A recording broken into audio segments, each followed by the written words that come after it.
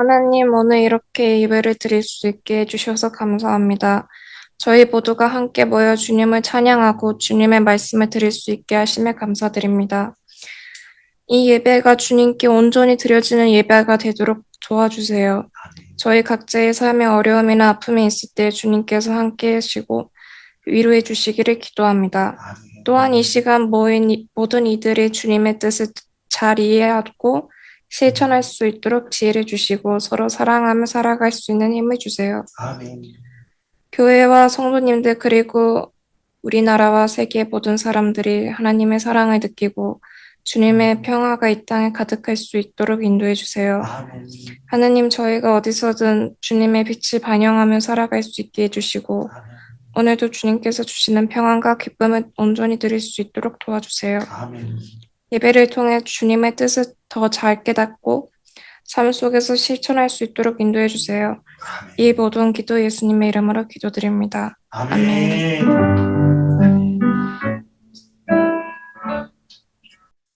네, 듣는 자가 믿음으로 결부시키지 아니함이라라고 하는 말씀의 제목으로 하나님께서 오늘 우리에게 주시는 은혜 말씀을 증거하고자 합니다.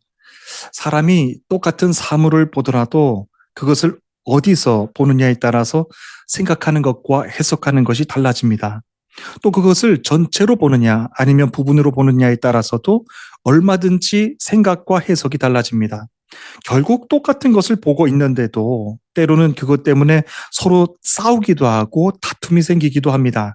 이처럼 똑같은 것을 보고 있는데도 사람마다 생각과 해석이 달라지는 이유는 내가 지금 서 있는 방향이 상대방과 다르기 때문에 그렇습니다. 그 한 예로 산을 들고 싶습니다. 이 세상에서 산은 소위 사람의 인생을 비유할 때 대표적인 예로 산에 대한 이야기를 많이 합니다. 높은 산을 오르는 것은 힘이 들고 어려운 일입니다. 하지만 중간중간에는 평지도 있고 샘도 있고 그늘도 있어서 산을 오르는 사람들에게 쉼과 안식을 전해주는 곳이 산이기도 합니다. 그렇게 열심히 산을 오르다 보면 어느새 산 정상에 오르며 산 정상에 이르게 되는데 산을 오르는 사람들에게 큰 성취감을 경험케 해주는 곳이 산입니다. 그래서 이 세상에서 산을 생각해 보면 사람의 성공과 정상으로 가는 길, 그리고 인생에서 쉼과 그늘이 되어주는 곳으로 해석되기도 합니다.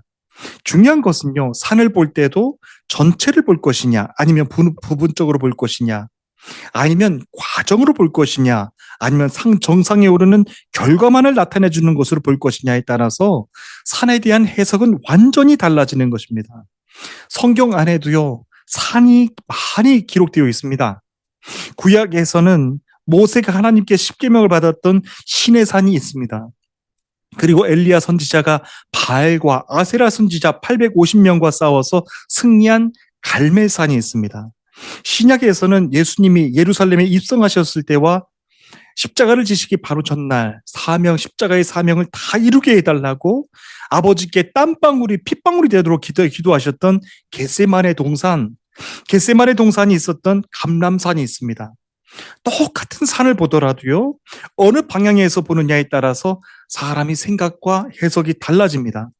참으로 흥미로운 것은요, 성경에 기록된 모든 산들은 세상에서의 방향에서 바라보는 산들의 해석과는 전혀 다르지 않다라고 하는 것, 전혀 같지 않다라고 하는 겁니다. 모세가 하나님께 십계명을 받았던 신의 산을 마치 정상을 정복하기 위한 목적으로 신의 산을 등반하는 사람은 없을 것입니다. 엘리야 선지자가 바알과 아세라 선지자 850명과 싸워서 이겼던 갈멜산도 인생의 큰 성공을 기대하면서 등반하는 사람들은 아무도 없을 것입니다. 이렇듯 똑같은 산을 보는데도 성경에서 만나는 산을 생각해 보면 세상에서 산을 보는 것과 같이 정상의 자리에 오르는 법, 그리고 나보다 더 큰 사람을 만났을 때 그를 통해서 성공하고 사람을 움직일 수 있는 그런 처세술과 같은 처세술을 가르쳐 주는 곳이 성경에서 말하는 산이 아닙니다. 이 산에서 하나님이 주시는 언약의 말씀, 계명들을 받고서 광야를 온전히 무사하게 건너가 약속의 땅, 가나안 땅까지 들어가는 것을 배워야 되고 들어야 되는 곳이 바로 성경 안에서 가르쳐 주시는 산입니다. 우리 믿음의 사람들에게 최종 목적은 산을 통해서 경험한 것을 가지고 성공하고 출세하는 것이 아닙니다. 산을 통해서 하나님께서 약속하신 언약의 땅, 가나안 땅으로 들어가기 위해서 내가 고쳐야 될 것, 내가 지켜야 될 것, 그리고 하나님의 산에서 주시는 참된 안식을 온전하게 누릴 수 있는 것이 필요합니다. 그것이 바로 산에서 배워야 될 것들입니다. 사람이 산을 오를 때는 지도가 필요합니다. 그러나 광야를 지날 때는 나침반이 필요합니다. 산은 높이 올라갈수록 아래를 내려다볼 수 있는 것이지만 광야는 전체를 볼 수 있는 것은커녕 가늠조차 할 수 없는 것이 바로 광야입니다. 그러므로 믿음의 사람들에게 있어서 산은 높이 올라가면 올라갈수록 세상이 더 잘 보이는 곳, 정복하는 곳, 그런 곳이 아닙니다. 하나님의 약속의 땅, 가나안 땅을 들어가기 위해서 꼭 들어야 되는 하나님의 말씀을 들어야 되는 곳이 산이고요. 광야는 길을 잃어버리지 않도록 하나님의 인도하심을 날마다 구하면서 인도하심을 한시도 놓지 않고 구해야 되고 순종해야 되는 나침반과 같은 곳이 바로 나침반이 필요한 곳이 바로 광야입니다. 시편 119편 105절 말씀입니다. 주의 말씀은 내 발의 등이요 내 길에 빛이니이다 라고 말씀하셨어요. 말씀이 없으면 지금 이 순간에라도 길을 잃을 수 있는 것이 바로 하나님의 백성들이 날마다 걸어가는 광야길입니다. 하나님께서 오늘 우리에게 주시는 히브리서 말씀은 현재로서는 정말로 버티기 어려운 상황과 핍박으로 인하여서 믿음이 연약해지고 더 이상 힘 없이 앞으로 나가지 못하는 믿음의 사람들을 향해서 주시는 말씀입니다. 애굽에서 나온 이스라엘 백성들은 지난날 애굽에서 살았던 것처럼 한 곳에서 정착해 사는 그런 삶이 아니었죠. 그들은 사막 광야에서 날마다 자리를 이동하면서 텐트를 폈다 접었다 폈다 접었다를 반복해서 또 돌아다니는 삶을 무려 40년 동안이나 반복하면서 살았던 사람들입니다. 이것은 우리 믿음의 사람들이 이 세상에서도 살면서 세상에서는 절대로 섞일 수 없는 신분을 입은 것과 같은 것임을 우리는 깨달아야 됩니다. 아직까지도 우리가 노예 땅에서 살고 있다면 그저 우리의 신분은 노예의 신분입니다. 하지만 우리는 노예 땅에서 나와 하나님의 절대적인 주권 아래 하나님의 언약을 따라가는 약속의 자손이 되었습니다. 그러므로 이제 우리가 세상을 바라보는 방향과 관점도 세상 사람들이 바라보는 방향과 관점과는 달라야 됨을 알아야 됩니다. 하나님과의 언약을 맺기 전에 살았던 그때하고 똑같이 살아서는 안 됩니다. 이 세상은 잠깐이고요. 영원하지 않다라고 하는 것을 잘 알아야 됩니다. 그런데 이스라엘 백성들의 역사는 광야에서 하나님을 배신하고 반역한 것 때문에 안식의 땅에 들어가는 것에 실패했다는 점에 우리는 주목해야 되고 절대로 잊지 말아야 됩니다. 오늘 주시는 본문 말씀, 히브리서에서 주시는 말씀은 그 먼 옛날 하나님이 약속하신 안식의 땅에 들어가지 못한 이스라엘 백성들의 역사를 다시 되돌아보라. 그러면서 성령의 시대를 살아가고 있는 저와 여러분 모두에게도 이 약속된 안식에 들어가지 못한 일에 대해서 다시 당부하고 다시 경고하시는 메시지입니다. 우리 다 같이 1절 말씀을 다 함께 읽어주시면 감사하겠습니다. 오늘 주시는 말씀 1절 말씀을 다 함께 읽어주시겠습니다. 읽겠습니다. 시작. 그러므로 우리는 두려워할지니 그 안식에 들어가는 약속이 남아있을지라도 너희 중에는 혹 이르지 못할 자가 있을까 함이라. 아멘. 성경에서 애굽은 오늘날 그리스도인들이 살아가는 이 세상과 빗댈 수 있습니다. 이스라엘은 애굽에서 노예로 살았습니다. 노예로 새로 태어난 사람도 노예이고 그가 죽어도 노예입니다. 그리고 그가 낳은 자식도 노예입니다. 노예로 세상을 산다라고 하는 것은 이 세상에서는 벗어날 수 없다라고 하는 뜻입니다. 이것은 우리의 삶이 죄 중에 태어나서 죄의 노예로 일평생을 종로를 타다가 결국엔 죄값을 받아 죽는 우리의 죄성을 가진 인간들의 죄성의 인생의 모습을 상징적으로 보여주는 것과 같습니다. 그렇게 죄사슬에 묶여서 절대로 끊을 수 없는 노예의 운명을 가지고 살았던 이스라엘 백성들의 삶 속에 하나님이 내려오셔서 개입하셨습니다. 홍해 바다를 마치 마른 땅처럼 가르셔서 이스라엘 백성들을 안전하고 그리고 평안하고 그리고 걱정하지 않도록 건너가게 해주셨습니다. 이제 이스라엘 백성들은 더 이상 바로의 노예가 아닙니다. 그들을 죄의 종로로 했던 모든 마귀의 권세들도 하나님의 말씀의 권능 앞에서 모두 다 물리쳐 주셨습니다. 이제 이스라엘 백성들은 하나님의 자녀가 되는 권세를 누리게 되었습니다. 그때부터 중요한 것이 생겼습니다. 그때부터 중요한 것은 이제부터는 내 인생은 하나님의 인도하심과 보호하심 속에서 하늘의 신령한 복을 누리며 살아가는 언약의 백성이 되었다라고 하는 믿음의 정체성을 가지고 살아가는 것입니다. 저와 여러분들도 마찬가지입니다. 세상 사람들과 똑같은 옷을 입고 똑같은 환경에서 똑같은 음식을 먹고 살아감에도 불구하고 우리는 한치도 잊지 않아야 됩니다. 하나님의 언약을 입고 하나님의 그 약속의 땅을 향하여서 나가는 믿음의 백성이 된 것인데 더 이상 이제는 세상의 종로로 타는 백성으로 살아가는 사람들이 아니라고 하는 겁니다. 이것을 우리는 한시도 잊지 말아야 된다라고 하는 것이죠. 그런데 우리에게는 아직도 지워지지 않는 충격이 있습니다. 하나님의 절대적인 주권과 인도하심 속에서 애굽을 나왔음에도 불구하고 이스라엘 백성들이 가나안 땅에 들어가지 못했다라고 하는 점입니다. 그들은 하나님의 돌보심 속에서 광야 생활을 하면서도 마음은 늘 애굽을 사모했습니다. 이스라엘 백성들은 노예의 땅, 애굽에서 출애굽해서 나오기는 했지만 애굽에서 살아온 방식 그대로 광야의 길을 걸어가면서도 살았습니다. 하나님께서 그것을 다 보셨습니다. 그들은 하나님의 전적인 인도하심으로 애굽은 나오긴 했으나 안식이 있는 곳, 약속의 땅, 가나안 땅까지 인도해 주시는 하나님을 전적으로 신뢰하며 그분의 말씀에 순종하는 삶에는 실패하여 들어가지 못했습니다. 다 함께 우리 이어지는 말씀을 읽어주시면 감사하겠습니다. 4장 2절 말씀입니다. 읽겠습니다. 시작. 그들과 같이 우리도 복음 전함을 받은 자이나 들은 바 그 말씀이 그들에게 유익하지 못한 것을 듣는 자가 믿음과 결부시키지 아니함이니라 라고 했습니다. 자, 출애굽 첫 번째 세대 이스라엘 백성들이 언약에 따라 들어가지 못한 그 실패한 이유는 무엇이었나요? 오늘 히브리서 기자는 그렇게 봤습니다.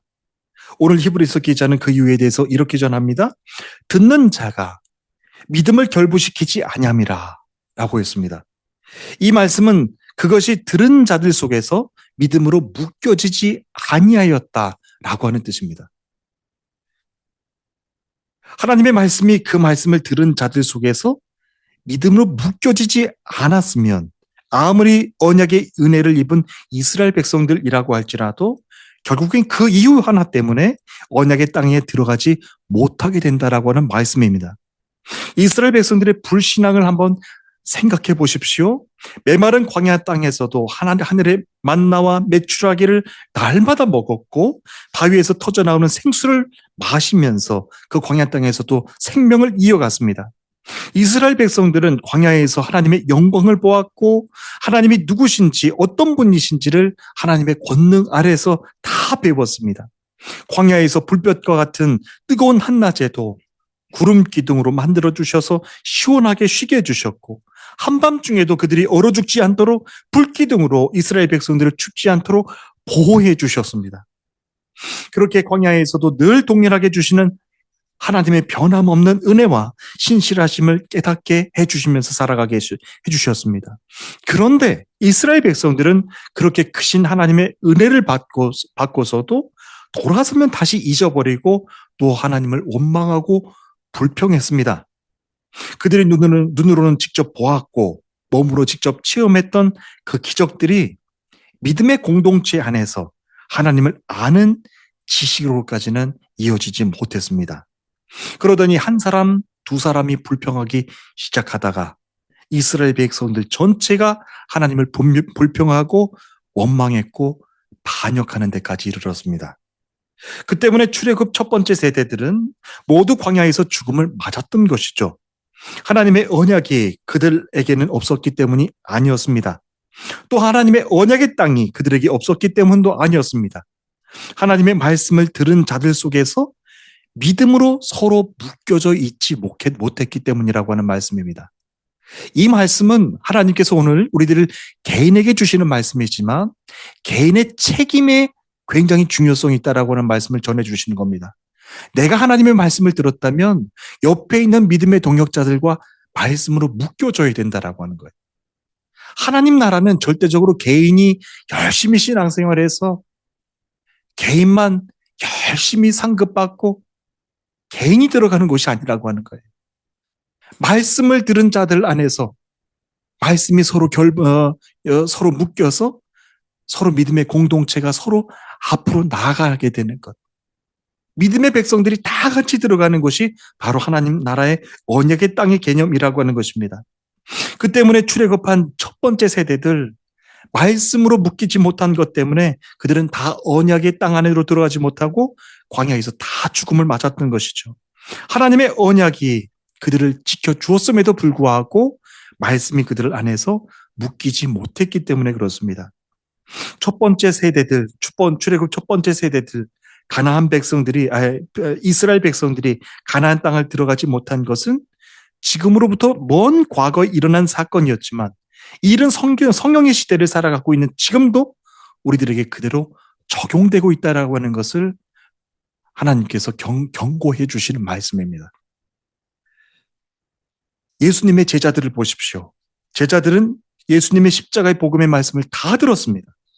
하나님 나라의 말씀을 다 듣고 직접 눈으로 보았습니다. 가나의 혼인잔치에서 물이 변해서 포도주가 된 것을 보았고 빵 5개와 물고기 두 마리로 굶주렸던 사람들이, 배고팠던 사람들이 무려 5,000명이나 먹고 배부르게 먹은 사건, 기적도 다 보았습니다. 풍랑이 사람께 일고 있었을 때 우리 주님이 주의 말씀의 권능으로 잠잠하라 했을 때 자연도 순종하는 그 모습을 다 보고 지켜봤던 제자들이었습니다. 제자들은 그렇게 3년 동안 예수님 바로 곁에서 보고 듣고 배웠는데도 불구하고 그들은 서로 주의 말씀 안에서 서로 묶이지 못했다라고 하는 겁니다. 과연 주는 그리스도시요 하나님의 아들이십니다 라고 했던, 아주 귀한 고백을 했던 그 사랑하는 제자마저 정작 그 고백을 했던 제자는 십자가의 시간이 다가오자 아예 그 십자가 현장을 도망쳐버리기까지 했던 사람입니다. 오늘날도 마찬가지입니다. 구약의 사건이 이제는 예수님 시대를 넘어 성령의 시대를 살고 있는 지금 우리도 마찬가지로 적용되고 있습니다. 노예 땅 애굽은 나왔지만 홍해 바다를 다 건너고 하나님의 그 거룩하신 기적도 다 봤지만 우리는 이제 하나님 말씀 안에서 들은 자들로 하여금 말씀으로 묶이는 일이 남았다라고 하는 겁니다. 오직 하나님의 말씀만 나침반이 되시고요. 약속의 땅을 향해서 믿음만을 가지고 나가야 되는 것이 오늘날 우리들의 우리들의 과제인데, 중요한 점은 말씀을 들은 여러분 한 사람 한 사람들이 말씀 속에서 서로 연결되어지는 것, 그것이 필요하다라고 하는 겁니다. 오늘날 이 시대 가운데서 가장 힘든 것입니다. 그것은 하나님의 말씀을 들은 자들이 마음을 서로 합하여 믿음으로 서로 묶여지지 못하는 것. 서로 목소리들이 너무 강합니다. 하나님의 말씀 앞에서 중심이 되지 못하고 사람의 말이 더 중심이 되고 있는 이 시대를 살아가고 있는 저희들입니다. 이 말씀이 오늘날 우리들에게 그냥 과거에 출애굽해 주셨던 말씀이 아니라고 하는 것입니다. 아니라고 하는 것을 우리는 잘 알아야 됩니다. 문제는 하나님의 백성들조차 세상 사람들이 보는 똑같은 방향에서 산을 보고 광야를 본다는데 문제가 있습니다. 산을 높이 올라가면 올라갈수록 저 산은 아래가 잘 보인다고 말합니다. 높이 올라가는 사람들이 승리하는 것, 이기는 것이라고 말합니다. 그래서 산에 나중에 올라오는 믿음의 후배들을 보면서도 자신의 믿음의 경험담을 덜어놓으면서 하나님의 말씀보다 자신의 경험담을 더 근사하게 포장하면서 말하는 것이 지금 오늘날 우리들의 모습입니다. 사랑하는 우리 주님의 성도 여러분, 우리가 걸어가고 있는 이 순례자의 길, 이 언약의 길이 때로는 담대하지만 때로는 또 불안해지고 약해지고 의심이 되게 하는 것까지 그런 상황이 되는 이유는 무엇이라고 생각하십니까? 내가 지금 걸어가고 있는 이 길이 하나님의 인도하심 앞에서 하나님의 절대적인 주권 아래에서 따라가는 그 길이 아니라 과거의 믿음의 선배들이 가르쳐 준 그 길, 과거의 믿음의 선배들이 가르쳐 준 그 경험 가지고 걸어가는 길이기 때문에 그렇습니다. 문제는 선배들이 길을 가르쳐 준 대로 피해야 할 곳은 피하면서 잘 요령껏 왔는데 어느 순간 와보니까 언약의 땅을 가르쳐 주는 믿음의 나침반이 없는 것을 발견하게 되는 거예요. 그래서 나에게 익숙한 길은 내가 담대하여 여기까지 걸어올 수는 있었지만 사실은 불안한 마음이 항상 내 마음에 남아있는 것이죠. 내가 아는 길을 지나가면 이제 그때부터는 불안해지기 시작하는 겁니다. 여러분, 바로 거기서부터 중요합니다. 세상 사람들은 불확실한 상황에서 길을 잃어버렸다가도 다시 찾아가기 위하여서 자신의 길을 올곧하게 개척해 나가는 사람이 있습니다. 그렇게 올곧하게 개척해 나가는 사람들을 가리켜서 우리는 개척자라고 하는 이름을 붙여주고 그가 쌓아온 노력에 대해서 고마운 마음과 칭찬을 해줍니다.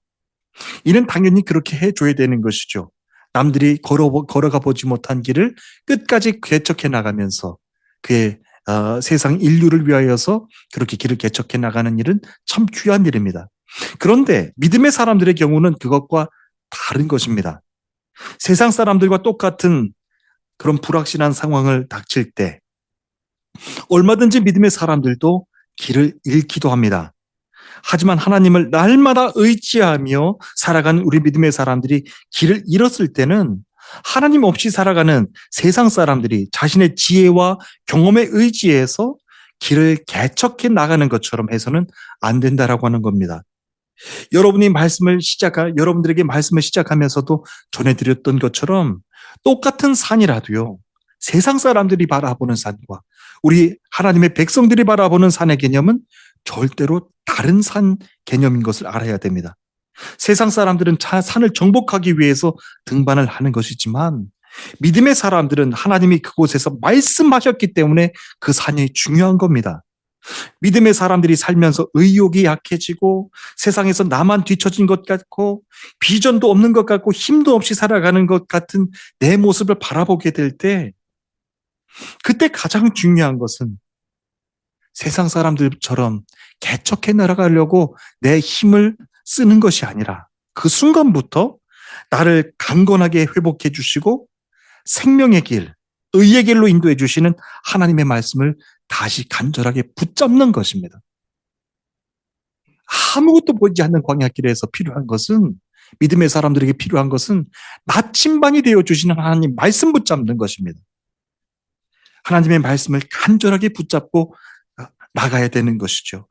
우리 마지막으로 11절 말씀을 다 함께 읽어주시겠습니다. 11절 말씀을 다 함께 읽겠습니다. 시작. 그러므로 우리가 저 안식에 들어가기를 힘쓸지니 이는 누구든지 저 순종하지 아니하는 본에 빠지지 않게 하려 함이라. 아멘. 우리가 저 안식에 들어가기를 위해서 힘써야 한다라고 하는 말씀을 전하고 있습니다. 우리가 지금까지 교회 안에서 많이 들어온 믿음에 대해서는 오직 하나님의 은혜만을 강조했던 믿음을 우리가 참 많이 배워왔던 것이 사실입니다. 하나님의 은혜만을 간절하게 간구하는 거죠. 그래서 믿음 하나만 있으면 다 되고 믿는 자가 하나님의 말씀을 받고서도 애쓰고 노력하는 모습을 보이면 마치 그것이 불신앙적인 것처럼 그렇게 간주해 왔던 것이 오늘날 우리들의 신앙의 모습이기도 합니다. 그런데 문제가 생겼습니다. 하나님만 전적으로 일하시도록 하고 간절하게 구하고 자기는 하나님 뒤편에서 아무것도 하지 않고 드러내지도 않는다라고 하는 겁니다. 하나님만 열심히 일해 주십시오. 내가 나서는 것은 불신앙적인 것이오니 나는 뒤에서 묵묵히 가만히 있겠습니다. 라고 하면서 아무것도 하지 않고 드러내지 않는 것이죠. 그 대표적인 인물들이 바로 바리새인들이었습니다. 하나님만 전적으로 일하시도록 하고 자신들은 철저하게 율법 뒤에서 지켜 있으면서 내면의 갈등과 죄들, 불편하고 불안한 것들은 철저하게 감추면서 살아왔던 사람들이 바로 바리새파 사람들이었어요. 결과적으로 바리새인들은 자신이 변화되기 위해서 힘을 쏟고 애를 쓰는 신앙의 모습은 없었습니다. 저는 이제 여러분들과 함께 읽은 오늘 본문 마지막 말씀, 우리가 저 안식에 들어가기를 힘쓸지니 이는 누구든지 저 순종하지 아니한 본에 빠지지 않게 하렵니다. 이 말씀을 전하면서 오늘 주시는 말씀을 마치고자 합니다. 오늘 주시는 말씀에서 가장 중요한 것은 우리가 저 안식에 들어가기를 힘쓸진이라고 하는 이 동사입니다. 힘쓸진이라고 하는 이 동사, 그리고 순종하지 아니하는 본에 빠지지 않게 함이라 라고 하는 겁니다. 히브리서 4장 11절 말씀은 이스라엘 백성들의 출애굽 이후에 광야의 생활을 배경을 하고 있는데 오늘날 우리들에게 주시는 말씀이기도 합니다. 여기서 안식에 들어가기를 힘쓸진이라고 하는 말씀의 뜻은 건강하게 살고 있는 사람들에게 갑자기 죽어라 라고 하는 그런 뜻이 아닙니다. 천국에서 주시는 완전한 안식을 누리도록 애를 쓰라고 하는 것입니다. 그것을 광야에서 애를 쓰면서 훈련해 보라고 하는 겁니다. 여러분, 광야에서도 그렇게 안식을 애를 쓰며 훈련하면 완전한 안식을 누릴 수가 있는 것이 하나님의 안식인데 우리가 살고 있는 이 세상이 광야만큼 그렇게 척박하고 고되고 힘들겠습니까? 오늘날 우리들에게도 다시 도전케 해주시는 말씀이에요. 안식에 들어가기 위하여서 힘쓸지니라고 하는 말씀입니다. 이 말씀은 천국에서 주시는 완전한 안식을 누리도록 우리가 살면서 애를 쓰라고 하는 것인데, 그런데 중요한 것은 하나님의 백성들이 누리게 되는 이 완전한 안식의 개념이 이스라엘 백성들이 출애굽한 다음 불순종한 것과 지금 말씀이 연결되는 것에 우리는 주목해야 됩니다. 여러분, 그냥 안식하면 안식으로 끝나야 되잖아요. 그런데 이 말씀의 뜻은 안식에 대해서 말씀을 해주시고 이스라엘 백성들은 순종하지 아니함으로 인하여서 안식에 들어가지 못했다라고 하는 말씀이 이게 말씀의 뜻입니다. 그러니까 하나님 나라의 백성들의 안식의 개념은 하나님께 순종하고 불순종하느냐에 따라서 누릴 수 있고 못 누릴 수 있다라고 하는 말씀의 뜻입니다. 하나님의 백성들에게 완전한 안식은요, 일주일 쉬고 열흘 쉬고 했을 때 육체 피곤이 풀리고 휴식의 개념이 아닙니다. 그런 휴식의 개념이 아니라 하나님의 말씀을 듣고 순종했을 때, 그리고 그 말씀이 이끄시는 대로 따라 나갔을 때 완전한 안식을 누릴 수 있게 해주시는 것, 그것이 하나님 나라의 백성들의 안식의 개념입니다. 우리가 현대인의 삶들 보면은 날마다 피곤에 쩔어서 살잖아요.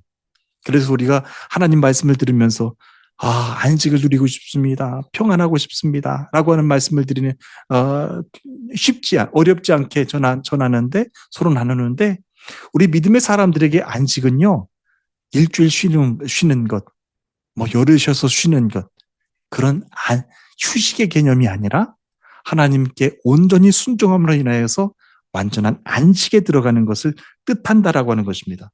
다시 말하면 이 안식 속에서 하나님과 영원한 교제가 성취된다라고 하는 점입니다.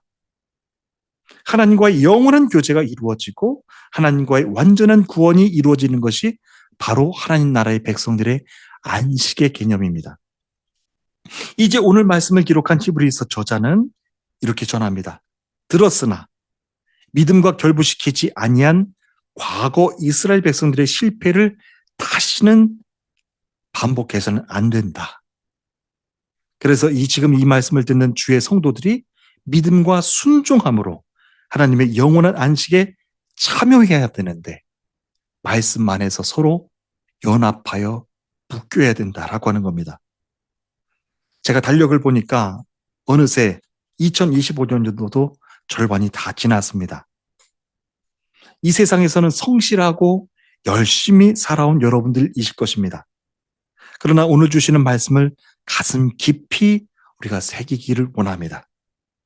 하나님 백성들에게 안식은 휴식의 개념이 아니라 오늘도 내 삶 속에서 생명의 길로 인도하고 계신 하나님의 말씀의 전적으로 순종하며 나아갈 때 주시는 완전한 안식이라고 하는 것, 그리고 이 완전한 안식 가운데 우리는 서로 연합해야 된다라고 하는 것, 함께 해야 된다라고 하는 것, 그것이 바로 참 안식의 개념이라고 하는 겁니다. 지난 반년을 돌아봤을 때 세상에서는 열심히 일해왔지만 하나님과의 교제 속에서 소홀하신 것들이 들어오시지 않습니까? 이제 올해 남은 절반의 시간 동안에는 하나님의 말씀 안에서 하나님과의 교제가 더 풍성해지시기를 바라고, 오늘 이 말씀을 듣는 모든 주의 성도들 가운데서도 우리가 말씀 안에서만 서로 단단하게 묶이기를, 그래서 말씀 안에서 서로 기뻐하고 말씀 안에서 정말로 하나님 나라에서 주시는 완전한 안식을 누릴 수 있도록 우리 모든 성도님들이 말씀 안에서 서로 하나 되는 축복이 우리 남은 반년 동안 그렇게 훈련하고 그렇게 나아가실 수 있기를 주님의 이름으로 축복합니다. 이것은 불가능한 것이 아닙니다. 하나님께서 광야에서도 그렇게 하라고 주신 말씀이에요. 너무나도 많은 것 때문에 지금 대한민국 땅은 분열되어 있습니다. 우리도 말씀 안에서 서로 연합하기를 원하고, 서로 갈등이 있고 나누어진 것 때문에 서로 원망하고 불평하고 미워한 것들이 있다고 한다면 서로 이제 주의 말씀 안에서 서로 함께 포옹하고 서로 연합하고 사랑해주면, 그리고 아픈 이들이 있거든 챙겨주고 기도해주고 중보해주고, 그렇게 해서 우리가 언약의 땅을 끝까지 나가실 수 있는 저와 여러분 모두가 되시기를 주님의 이름으로 축복합니다. 이제 남은 올해 절반, 이제 출애굽 광야길을 다시 훈련합니다. 성령의 시대 가운데서도 계속 이어지는 이 광야길, 여호수아 때도 이어졌고 모세 때도 이어졌고 예수님 제자 때도 이어졌고 지금 이 시대도 계속 이어지는 건데, 제일 힘든 것, 말씀만 해서 서로 붙이는 것 너무나도 힘든 겁니다. 하지만 가능합니다. 오늘 주시는 말씀 가운데서 이제 서로 마음이 성령 안에서 하나가 되기를 원하고 서로 화목하며 우리 하나가 되며 나가는 우리 반년의 시간이 되기를 주님의 이름으로 축복합니다. 우리 다 함께 기도하시겠습니다.